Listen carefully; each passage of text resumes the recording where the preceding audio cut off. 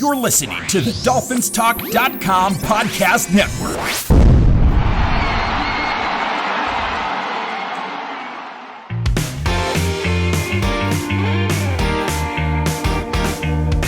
You're listening to the Dolphins Talk Fan Series, introducing you to some of the Miami Dolphins' biggest fans. If you'd like to nominate a fan to appear on the show, shoot us an email at dolphinstalk1977@gmail.com or send us a message on Twitter at DolphinsTalk. And now, here's today's episode of the Dolphins Talk Fan Series. Hello, Miami Dolphin fans, and welcome to the Dolphins Talk Fan Series. I'm Josh Katzker, co-host of the Same Old Dolphin Show from right here at DolphinsTalk.com. And as you know, the Miami Dolphins have one of the widest and most diverse fan bases in the entire NFL. They have fans in all 50 states and in countries around the world. Because of that, because of how big that fan base is, we decided to start this new podcast series to help our listeners and viewers get to know some of those fans a little better. Some of the fans we'll talk to are people you already know very well, and some of them will be people that you meet for the very first time. In fact, maybe even the guest that we're going to talk to today. We're going to get to that guest in just a moment, but first I want to remind you to visit DolphinsTalk.com each and every day for all of our great content, including columns, analysis, and all of our podcasts. So make sure that you're not just visiting DolphinsTalk.com every day, but you're also subscribed to DolphinsTalk.com daily, wherever it is that you get your podcasts. We invite you to leave us a 5-star rating, leave us a positive review. It'll help expand the Dolphin family. So do us a solid and do that for us. We appreciate it very much. Also, make sure you are subscribed to the Dolphins Talk YouTube channel. Hi, Dolphins Talk YouTube. Hi, everybody out there. As there's lots of new content coming your way, including live streams of the DolphinsTalk.com podcast and the Same Old Dolphin Show. We've also got new highlight videos coming constantly, other analysis, Fins Talk Daily with Bobby Melendez. It's all kinds of good stuff over there at the Dolphins Talk YouTube channel. So head to YouTube, smash the subscribe button on the Dolphins Talk YouTube channel. I also want to tell you that the flowers are blooming, the grass is growing, and it's time to mow your lawn. Thanks to our sponsor, Manscaped, you can trim from the hedges below the belt safely and efficiently. I'm talking about ball trimmers. Manscaped, the global leaders in men's below-the-waist grooming, have an exclusive offer for our audience. Use the code DolphinsTalk at manscaped.com to get 20% off and free shipping. You can join the other 2 million men who trust Manscaped. They're here to make sure your balls are smooth and smelling nice. After all, it's time for some spring cleaning. So get 20% off and free shipping with the code DolphinsTalk at manscaped.com. That's 20% off and free shipping with the code DolphinsTalk at manscaped.com. It's spring cleaning, baby, and your balls will thank you. Our guest today is a contributor to DolphinsTalk.com and also a high school football referee, which gives him a unique perspective as a Dolphins fan. You'll hear him talk about that and more. Here is Ryan VanHoover. Hi, Ryan. Hey, Josh. How are you? I'm terrific. Thanks so much for joining us on the Dolphins Talk Fan Series. Thanks for having me. This thing's awesome. Hey, I'm glad to have you on and to give the Miami Dolphin fans that visit this website and listen to our podcasts and watch us on YouTube, to give everybody an opportunity to get to know you a little bit. And if you're frequent visitors to DolphinsTalk.com, you'll know Ryan a little bit because you'll have seen some of the things that you've written for us on the website in the past. But before we, get, I'm sure we'll get into all of that and how you got started writing things for the site. But first and foremost, tell us, where are you from and what do you do? From Syracuse, New York. I've lived here all my life. It's far as full-time job, I work as a residential coordinator with a couple with disabilities, a 24/7 house in their own home. And when I'm not working, I also officiate high school football in the area and high school baseball. And outside of that, I love spending time with my wife and my daughter. Excellent. Yeah. Excellent. And how old is your daughter? She is 7. She's 7. I think I hear her running around over there in the background. So that's excellent. Oh, yeah. Yeah. Yes. Cool. Well, let me ask you this. How did you get into officiating and umpiring in baseball? Well, probably a little over 10 years ago, I remember I was watching a Dolphins game. I think it was one against the Steelers and that controversial play with Roethlisberger. Oh, yes. And afterwards, I wanted to try to get involved somehow. And my brother-in-law was the defensive coordinator of one of the high schools around here. So I asked him, and he told me to go to section3.org and signed a few things. And the next thing you know, process started moving. And 10 years later, still doing it. And I also did a little baseball as well. Was in and out and back in now. So cool. It's a lot of fun. Yeah, I'd imagine that it is. One of the questions that I have when I think about you working as an official is how does viewing the game as an official, even at the high school level, how does that affect the way you watch the game as a fan now? It has affected me a lot. I'm very passionate about the game for the Dolphins, and I cheer like crazy. I don't go as crazy as over calls because I understand like the mechanics and some of the rules that go into it, so I can understand things a little better. I might not agree with some calls sometimes, but I have a good understanding. And if there's a bad call, the official's always gonna get the blame, no matter what. And it's also fun to be a part of the game because you really truly understand things a lot better. Sure, that makes a lot of sense. And I guess, the biggest takeaway is that when you've got a referee makes a terrible call at what many people perceive to be a terrible call and everybody's calling for his head, you're the one that's like, guys, it's okay. It makes sense. Well, so you're the coolest head in the room, I imagine, when it comes to some of those things. Yeah, a lot of times I don't overreact. Like the other day in Syracuse.com, the officials came out and admitted they made a mistake in the Bills playoff game 2 years ago. Oh. And I'm like, really? That was 2 years ago. And yes, it was a bad call, but it's also covering up that you guys blew a 16-0 lead. Let's put that into perspective. True story. True story. But, this isn't we don't want to talk too much about the Bills because this is a Dolphins podcast. So let's talk about how, living in Syracuse, how did you become a Miami Dolphins fan?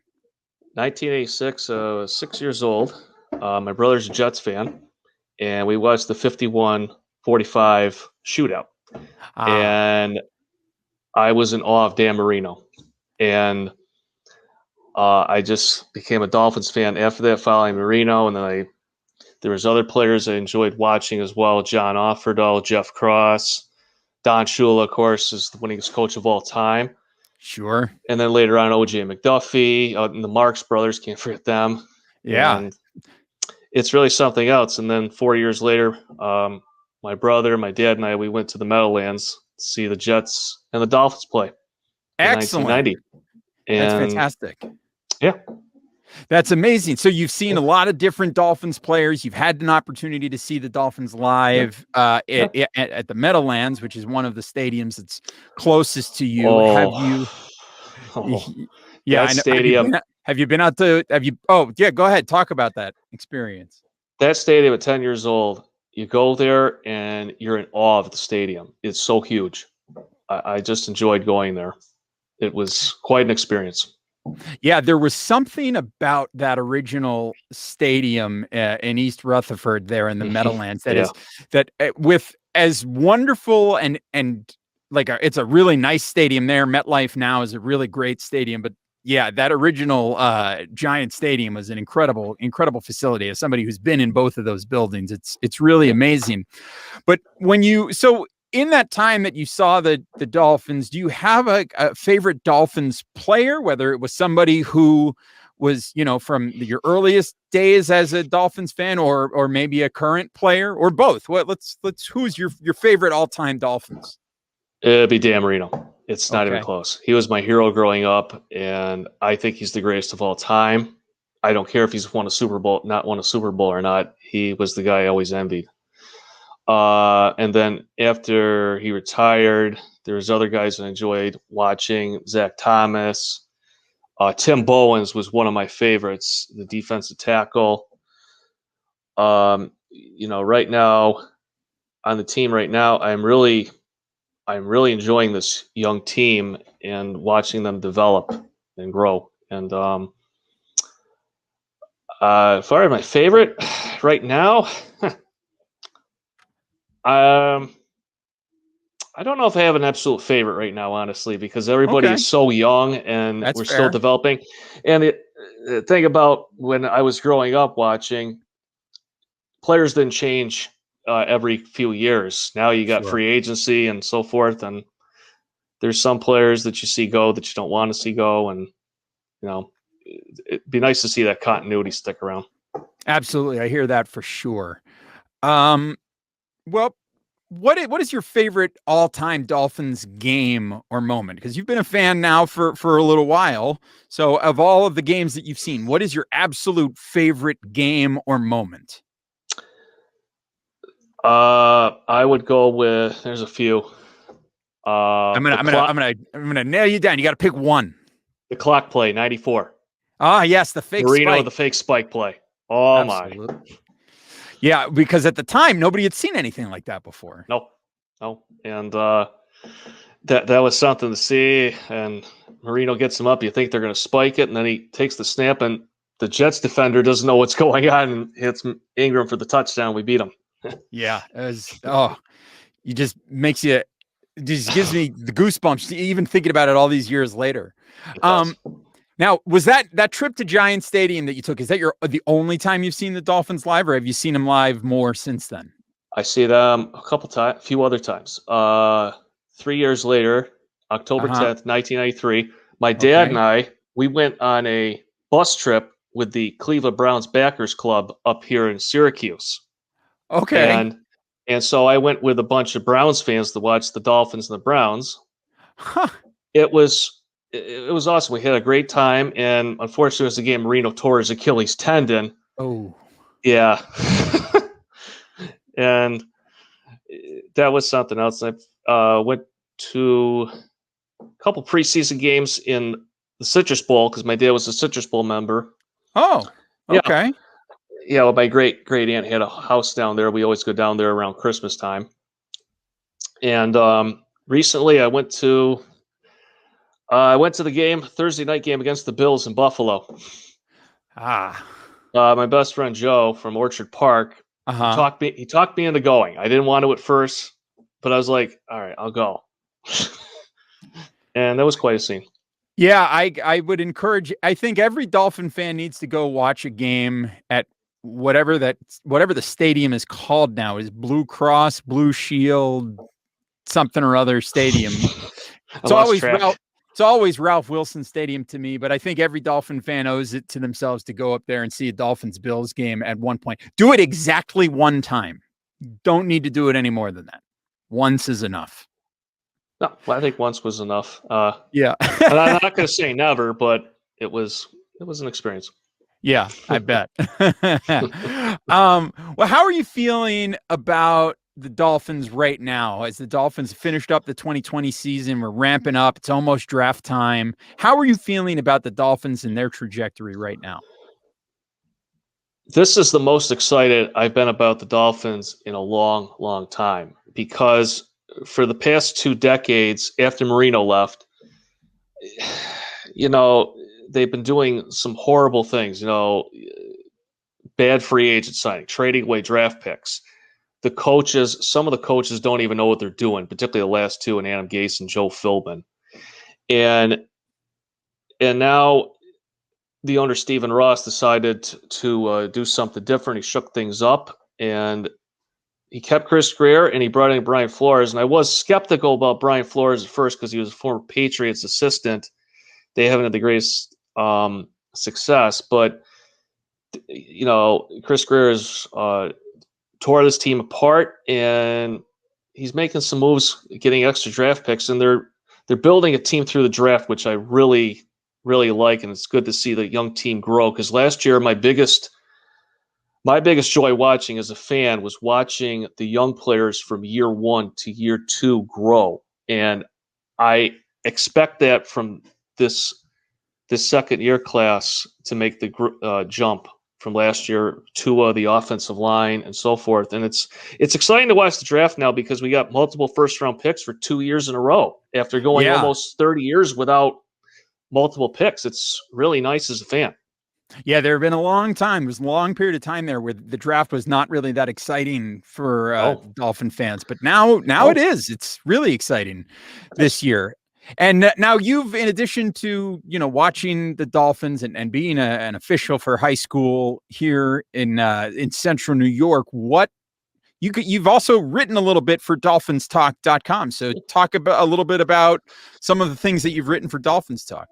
Well, I became friends with Mike Oliva on Facebook, and he was looking for writers, and so I threw my name in the hat. And it's very therapeutic for me because I don't have a lot of Dolphins fans around here, and I like to write my thoughts on the team, different things. I try to get a couple things out a couple times a week if I can, about the state of the team, certain position they might go for in the draft. Like I wrote one last week on a center, and also the moves that Chris Greer made in the draft a couple weeks ago, trading back and then trading back up, and just a variety of topics that are on my mind that I just like to, put it out there. And well, and you it's can good agree or stuff. disagree with me. Yeah, Yeah, and everybody's got good stuff on Dolphins Talk. It's nice to hear everybody's different opinion. Yeah, it's a great plug. So everybody make sure to head over to DolphinsTalk.com and check out the latest from Ryan VanHoover and everybody else over there at Dolphins Talk.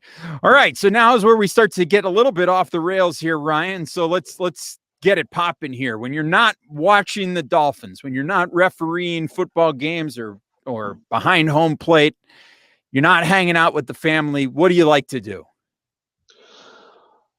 Well, if I'm not with the family, I always enjoy going to this time of year, going to minor league baseball games, the Syracuse Mets, sure. and the Auburn Double A's. I guess they're going to have one this year in your backyard. That's right. I like to get out to those events and stuff, and really just try to stay as active as I can. Exercise and stuff. There you go. And, It's good. Yeah.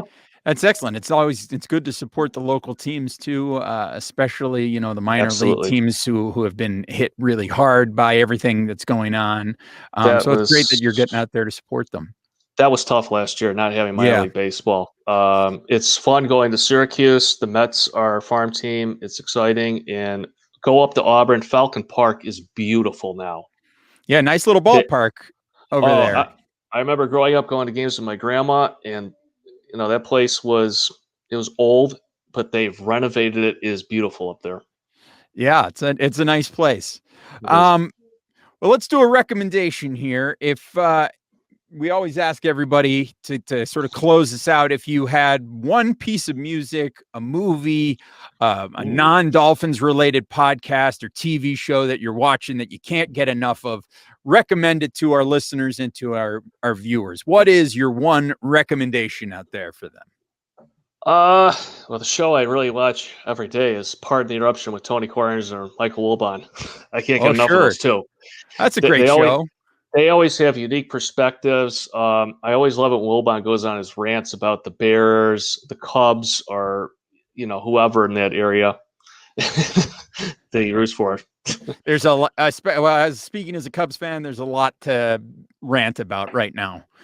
So that's an excellent recommendation.